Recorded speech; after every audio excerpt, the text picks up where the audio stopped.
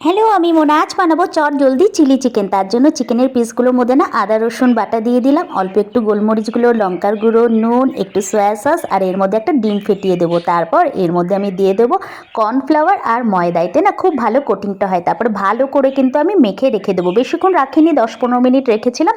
তোমরা চাইলে মেখে কিছুক্ষণ রেখেও দিতে পারো, তাতে মাংসর ভেতরে নুন টুনগুলো ঠিকঠাক পৌঁছায়। আমার হাতে বেশি সময় ছিল না, তাই আমি মাখার পরেই কিন্তু 10 মিনিট রেখে ভেজে নিয়েছিলাম।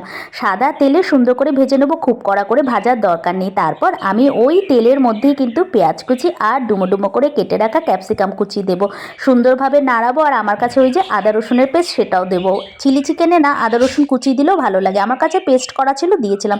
কারণ আজকে চিলি চিকেনটা আমি ড্রাই বানাবো না, একটু ঝোল ঝোল বানাবো। আর অল্প একটুখানি কাঁচা লঙ্কা দিলাম, বাচ্চারা খাবে বলে বেশি কিন্তু আমি দিইনি।